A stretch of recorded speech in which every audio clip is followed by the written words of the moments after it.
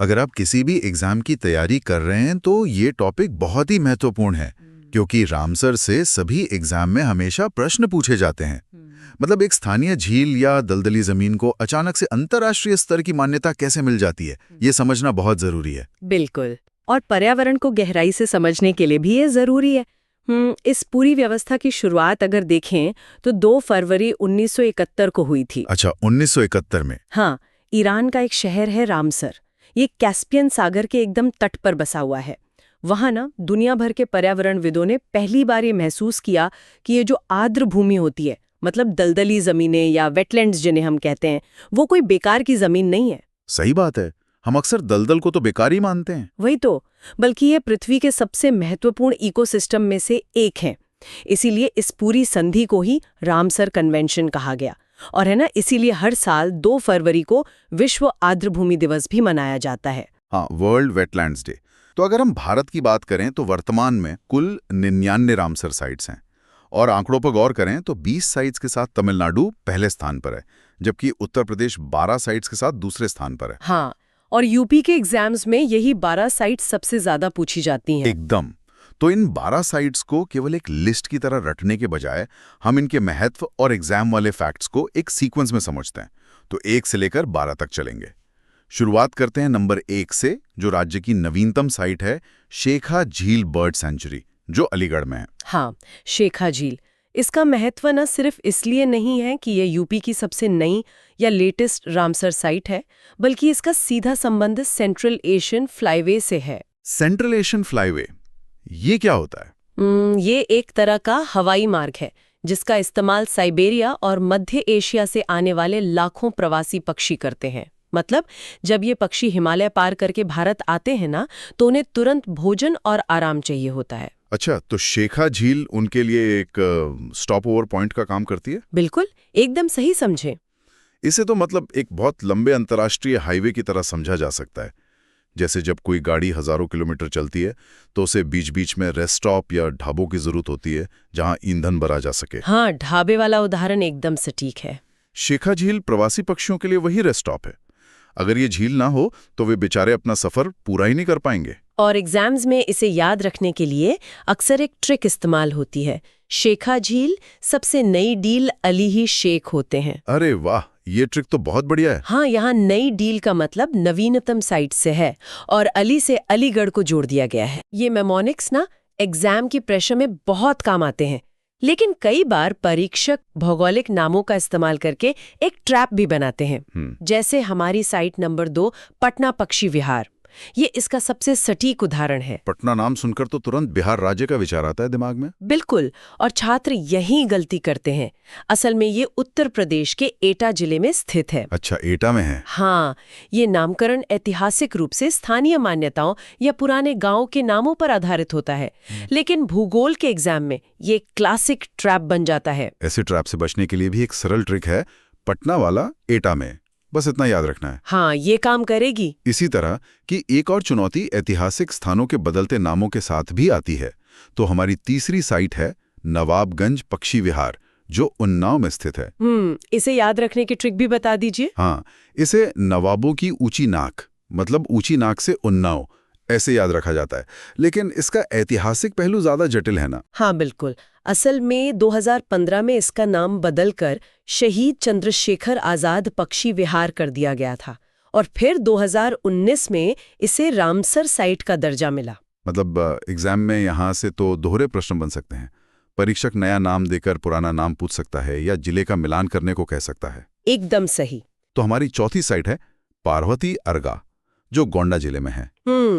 इसकी ट्रिक पार्वती यानी गॉड से गोंडा जिले को जोड़ती है ना? हाँ, लेकिन इसमें सबसे दिलचस्प बात यह है कि ये कोई एक झील नहीं है, बल्कि 2 अलग-अलग झीलों पार्वती और अर्गा का एक संयुक्त रूप है। अब आते हैं नंबर 5 पर, समान पक्षी विहार, जो मैनपुरी में है।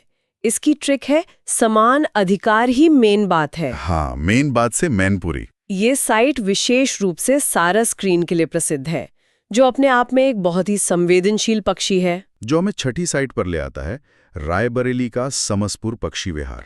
समोसा खाने की राय मत लो, यही ट्रिक है ना इसकी? हाँ, समोसा से समसपुर और राय से रायबरेली। लेकिन इसका आकार बहुत महत्वपूर्ण है। यह झील अंग्रेजी के अक्षर एस के आकार की है और यहाँ पक्षियों की 250 से अधिक प्रजातियां पाई जाती हैं। 250 प्रजातियां, ये बहुत बड़ा नंबर है। वही तो सवाल ये उठता है कि किसी झील के आकार का वहां की बायोडायवर्सिटी से क्या संबंध हो सकता है। जीव विज्ञान में इसे एज इफेक्ट कहा जाता है। अगर हम एक गोल झील और एक एस आकार की झील की तुलना करें तो एस आकार की झील का किनारा मतलब शोर लाइन गोल झील के मुकाबले बहुत ज्यादा लंबा होगा। अच्छा, तो किनारे लंबे होने से क्या होता है? पानी और जमीन के मिलने की जगह यानी किनारों पर ही सबसे ज्यादा पोषक तत्व, कीड़े मकोड़े और छोटी मछलियां मिलती हैं। पक्षी हमेशा किनारों पर ही शिकार करते हैं, तो किनारे जितने लंबे होंगे उतनी ही ज्यादा प्रजातियों को वहां भोजन मिलेगा। अरे वाह, मतलब भूगोल का एक साधारण सा घुमाव 250 प्रजातियों के जीवन का आधार बन गया। कमाल है ना? प्रकृति की इंजीनियरिंग। चलिए 7वीं साइट पर चलते हैं, सांडी पक्षी विहार जो हरदोई में है। सांडी और हरदोई की ध्वनि आपस में मेल खाती है, तो राइम से इसे याद रखना आसान हो जाता है। हाँ, सांडी हरदोई। और ऐतिहासिक दस्तावेजों में इसे देहर झील के नाम से भी जाना जाता था। ये जानना काफी रोचक है कि कैसे एक ही वाटर बॉडी को अलग-अलग समय में अलग-अलग नामों से पुकारा गया। हाँ, प्राचीन नाम अक्सर उस इलाके की मिट्टी या वहाँ के जल प्रवाह की कहानी बताते हैं। अब अगर राज्य के प्रतीकों की बात करें तो हमारी 8वीं साइट है इटावा का सरसई नावर। इसकी ट्रिक है सर और ईंट से इटावा। बिल्कुल, ये उत्तर प्रदेश का राजकीय पक्षी सारस का सबसे बड़ा रैन बसेरा मतलब रूस्टिंग एरिया। और दिलचस्प बात यह है कि इस आर्द्र भूमि का नाम सरसई भी सारस पक्षी के नाम से ही लिया गया है। मतलब ये एक ऐसा स्थान है जहां नाम और वहां का मुख्य जीव एक दूसरे के पर्याय बन चुके हैं। एकदम। लेकिन 9वीं साइट जो है आगरा का सुर सरोवर, जिसे कीठम झील भी कहते हैं, वो एक ऐसी अवधारणा सामने रखती है जो सामान्य समझ को चुनौती देती है। इसकी ट्रिक क्या है? सुर लगते ही आग लग गई, आग से आगरा। इसे 2020 में रामसर साइट का दर्जा मिला था। लेकिन इसमें सबसे हैरान करने वाली बात यह है कि इस पानी वाले इलाके में एक भालू रेस्क्यू सेंटर है। हाँ, बेर रेस्क्यू सेंटर। तो हमारी 10वीं साइट यूपी की सबसे पहली रामसर साइट है, ऊपरी गंगा नदी जो ब्रिज घाट से नरोरा तक फैली है। हाँ, इसे 2005 में रामसर का दर्जा मिला था।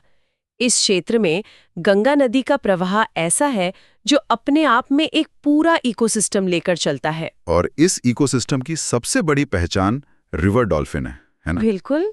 गंगा डॉल्फिन प्राकृतिक रूप से अंधी होती है और वो केवल इकोलोकेशन मतलब ध्वनि तरंगों के माध्यम से शिकार करती है। अच्छा, जैसे चमगादड़ करते हैं? हाँ, वैसा ही। और डॉल्फिन का वहां पाया जाना इस बात का सबसे बड़ा वैज्ञानिक प्रमाण है कि ब्रिज घाट से नरोरा के बीच गंगा का पानी अत्यधिक स्वच्छ है। वो कैसे? डॉल्फिन और साफ पानी का क्या कनेक्शन? क्योंकि प्रदूषण या रसायन ध्वनि तरंगों को बाधित करते हैं, इसलिए डॉल्फिन केवल साफ पानी में ही जीवित रह सकती है। वो एक तरह का इंडिकेटर है। क्या बात है। अब ऊपरी गंगा जैसी प्राकृतिक संरचनाओं के ठीक विपरीत हमारी 11वीं साइट है हैदरपुर वेटलैंड, जो मुजफ्फरनगर और बिजनौर की सीमा पर है। ट्रिक है, हैदर और मुजफ्फर दोस्त हैं। हाँ, ये हस्तिनापुर वाइल्ड लाइफ सेंचुरी का हिस्सा है। लेकिन सबसे हैरान करने वाली बात यह है कि ये एक मानव निर्मित आर्द्र भूमि है, मतलब मैन मेड। हाँ, ये बात थोड़ी विरोधाभासी लगती है ना? वही तो, मानव हस्तक्षेप तो आमतौर पर प्रकृति को नुकसान पहुंचाता है। यहाँ इसे अंतर्राष्ट्रीय मान्यता मिल गई। एक इंसान द्वारा बनाए गए बैराज से इतना समृद्ध इकोसिस्टम कैसे बन गया? इसे प्रकृति की अनुकूलन क्षमता या अडेप्टेशन कहा जाता है। मतलब जब मध्य गंगा बैराज के पास पानी को रोका गया तो वहां एक विशाल उथला क्षेत्र बन गया। पानी रुकने से वहां जलीय घास और नरकट उगने लगे। अच्छा, फिर उन पौधों ने पानी को साफ किया होगा। बिल्कुल, और मछलियों के लिए एक सुरक्षित जगह बनाई। मछलियों को देखकर वहां हजारों किलोमीटर दूर से प्रवासी पक्षी आने लगे। मतलब अगर इंसानी ढांचे को बिना ज्यादा छेड़छाड़ के छोड़ दिया जाए तो प्रकृति खुद उस कंक्रीट और पानी को एक जीवित इकोसिस्टम में बढ़ा लेती है। प्रकृति हमेशा अपना संतुलन खोज ही लेती है। एकदम सही कहा आपने। चलिए अब हम इस श्रृंखला की अंतिम और 12वीं साइट पर आते हैं, संत कबीर नगर का बखीरा पक्षी विहार। कबीरदास जी ने समाज का बखेड़ा खड़ा कर दिया था। इस ट्रिक से बखीरा को आसानी से याद रखा जा सकता है। बखीरा पूर्वी उत्तर प्रदेश यानी पूर्वांचल की सबसे बड़ी प्राकृतिक बाढ़ वाली आर्द्र भूमि है। तो इन सभी तथ्यों को एग्जाम के लिहाज से एक बार तेजी से रिकैप कर लेना चाहिए, क्योंकि यहाँ से अक्सर सीधे प्रश्न पूछे जाते हैं। हाँ, रैपिड फायर करते हैं। ठीक है, अगर प्रश्न आता है कि सबसे नई साइट कौन सी है, तो उत्तर होगा शेखा झील, जो अलीगढ़ में है। बिल्कुल। यूपी की पहली रामसर साइट कौन सी है? उत्तर है ऊपरी गंगा नदी, जो 2005 में बनी। सही। मानव निर्मित या मैन मेड साइट कौन सी है? उत्तर है हैदरपुर वेटलैंड। हाँ। और सारस पक्षी के लिए सबसे ज्यादा प्रसिद्ध साइट कौन सी है? तो उत्तर होगा सरसाई नावर, जो इटावा में है।